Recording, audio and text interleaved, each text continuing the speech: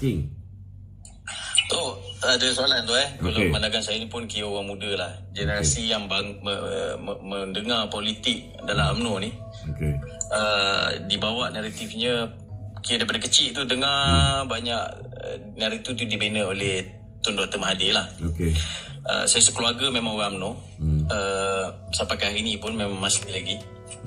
Jadi apabila Tun Mahathir ni keluar daripada parti, dia masuk ke dalam blok Pakatan Harapan masa dulu. Akhirnya dia memberi tsunami yang pertama untuk orang Melayu. Sehingga kita kalah lah. Mana UMNO tu kalah pada PRU 14. Ya. Sedangkan 22 tahun sebelum itu naratif pemahaman kita terhadap contohnya DAP ni komunis, Anwar ini adalah peliwan, Anwar ini semua naratif tentang PAS sekalipun dia dibawa oleh Tun Dr. Mahathir. Jadi benda ni memberikan kekeliruan kepada generasi macam saya ni, generasi saya ni sekitar umur ambillah bawah 40 sebenarnya dia keliru tau. Dia jadi melihat politik tu macam buruk sangat. Dan naratif tu dia berbeza zaman Datuk Seri Najib. Datuk Seri Najib ni dia tak membawa elemen fitnah, jatuh memburukkan orang dalam ucapan dia. Dia ada masa kempen pilihan raya itu cerita lain lah. Tapi maksudnya dia tidak membawa naratif benci tu. Dan kadang-kadang sekarang ni pula kita tengok ada setengah pemimpin UMNO ni yang cuba berkompromi dengan Tun Dr. Mahathir balik. Jadi benda ni macam ada juga sakit baki lah UMNO ni yang seolah-olah cuba menerima in a way of nak tolak Datuk Seri Zahid. Jadi apa pendapat Datuk dari sudut perkara macam ni tu? Ada lagi ke pemimpin UMNO yang nak bersama dengan Tun Mahathir? Saya nampak dari sudut bila macam Papa Gomo lah sebagai contoh Oh, dia bukan Dia UMNO. dia memang tidak dalam ni lah. Tapi bila dia Itu seolah pemimpin cuba yang menarik sudah meninggalkan UMNO. Ada jugalah seorang lagi, Syamuddin, tapi dia pun adalah pemimpin yang telah pun digantung oleh UMNO. Saya rasa kalau ada pun lebih kepada golongan-golongan yang kecewa lah. Tapi rata-rata ahli UMNO hari ni mereka dah kenal Tun Dr. Mahathir, kan? Mereka dah tahu perangai Tun Dr. Mahathir. Tapi saya tak nafikan bahawa yalah, bila kita bentuk kerajaan ni ada orang yang dapat tempat dalam kabinet atau jadi timbalan menteri. Ada orang yang dapat tempat sebagai pengurusi GLC, kan? Ada orang tak dapat apa-apa tempat. Macam saya ni kategori dalam tak dapat apa-apa tempat lah, tuan-tuan. Kerja dapat, tapi kedudukan yang membolehkan kita mendapat pendapatan dan sebagainya tak ada. Jadi setengah-setengah daripada mereka ni merasakan kalau misalnya kerajaan ni tombang, digantikan dengan geng-geng yang pro dengan Perikatan Nasional, peluang mereka tu akan datang balik, kan? Peluang mereka ni akan ada balik. Contohnya macam kawan kita dulu Menteri Besar Johor, kan? Tapi yalah, nak buat macam mana? Dia tak diangkat menjadi Menteri Besar, dia bertanding di peringkat Parlimen. Bila dia bertanding di peringkat Parlimen, dia harap dia boleh jadi Menteri. Dia menyokong siapa nama? Muhyiddin Yassin bagi SD. Kemudian tarik balik SD. Dah dia tanda tangan SD, maka dia tak merasa dapat jadi menteri. Timbalan pun tak dapat. Macam orang-orang macam ni ada kemungkinan besar dia akan masih lagi ikut Tun Dr. Mahathir. Tapi rata-rata lah ahli parlimen dalam Barisan Nasional, saya tak fikir mereka akan buat kerja gila menyokong Tun Dr. Mahathir. Kalau macam Ismail Sabri, kan?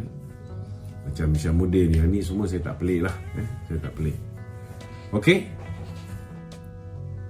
Okey tu. Okey. Kalau dalam komunikasi kita panggil spiral of silence. Spiral of silence ni dia duduk dalam satu community. Okay.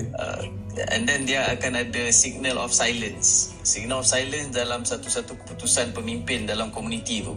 Jadi yang kita orang tengok ni, generasi muda ni nampak macam berlaku spiral of silence ni dalam UMNO. Yang ni sebenarnya kalau dalam teori komunikasi tu dia tak berapa cantik lah, berlaku spiral of silence kat dalam komuniti UMNO. Tapi insyaAllah lah, saya yakin walaupun adalah yang rasa tak puas hati tu, tak dapat ni, saya yakin mereka ni tak sampai ke tahap kianat parti lah, insyaAllah. Okey, ada lagi soalan? Okey Tok, saya turun dulu. Okey, King, terima kasih. Okey, ada banyak lagi soalan tapi saya bagi peluang lah. Okey, Pak Long pula. Pak Long, bagi Pak Long dulu. Okay, Assalamualaikum Datuk. Waalaikumsalam. Selamat malam. Saya ada satu soalan Datuk dan komen sikit lah Datuk, boleh? Boleh. Soalan ni macam ni Datuk.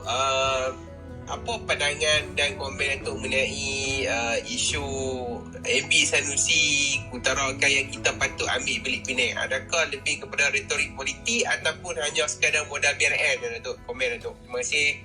Dia yang saya pasti MB Sanusi ni dia tidak mengikut keseluruhan perjalanan ni. Sebenarnya tahun dia pakai yang 1921 ada. Dia 1869 dia pakai perjanjian 1969. Sebelum tu dah ada perjanjian dah, kan? Selepas tu tahun 1921 tak silap saya ada lagi satu perjanjian, kan? Bagi saya simple saja. Kalau misalnya dia yakin bahawa dia boleh dapat balik negeri Pulau Pinang tu, dia buatlah tuntutan. Tapi apa yang dia sebenarnya cuba buat ini, dia hanya nak membangkitkan populariti dia tu. Dia nak jadikan dirinya popular, dia nak nampakkan dia ketegak, dia nak nampakkan dia hero, kan? Itu je. Itu je sebenarnya, kan? Bagi saya dakwaan-dakwaan yang dibuat oleh Sanusi banyak lebih kepada nak memainkan sentimen. Dan apa yang dia buat sebenarnya, dia menghasut dan dia menyebabkan orang boleh berlaku, kata orang tu boleh berada dalam keadaan tegang, berada dalam keadaan tak menentu, kan? So bahaya sebenarnya tindakan yang Sanusi buat ini, boleh membuatkan social unrest, boleh menyebabkan keadaan jadi tidak aman. Jadi saya haraplah ahli-ahli politik Malaysia ni, kalau ia pun nak mendapat meraih undi, jangan buat perangai macam Sanusi ni lah, melampau sangat. Okey, DRH. Okay, terima kasih Datuk. Saya turun dulu. Okey, terima kasih. DRH, silakan. Assalamualaikum. Waalaikumsalam. Saya setuju dengan Datuk lah. Ya. Pengetahuan generasi muda, muda di dalam membuat pemilihan di dalam hari kita lihat memang sangat rendah. Jadi kalau kita tanya, kebanyakan kita tanya pun kenapa pilih seseorang, mereka akan kata TikTok yang menyatakan orang ni patut dipilih.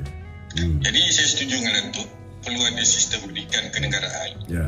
Tetapi perlu juga dalam tempoh yang terdekat itu, saya cadangkan untuk kita wujudkan juga channel yang mendidik tentang kenegaraan ni di dalam, seperti dalam TikTok, ataupun dalam TikTok saya ingat yang paling dia khas untuk kenegaraan. Dia tidak ada tentang politik, tetapi dia lebih kepada bagaimanakah kita membina negara, memilih pemimpin seperti mana yang Datuk kata. Mohon komen ya. InsyaAllah. InsyaAllah kita akan usahakan ke arah itu, bagaimana media sosial juga kita akan buat kata orang tu, kita akan gunakan untuk mendidik. Kita akan mendidik. Nanti kita akan bangkitkan benda ni mungkin dengan YB Fahmi Fazil ke. Selain daripada kita menggunakan Kementerian Pelajaran untuk mendidik anak-anak kita ni, untuk beri pendidikan kefahaman yang betul, mungkin Kementerian Komunikasi dan Digital juga boleh memainkan peranan terutamanya di televisyen,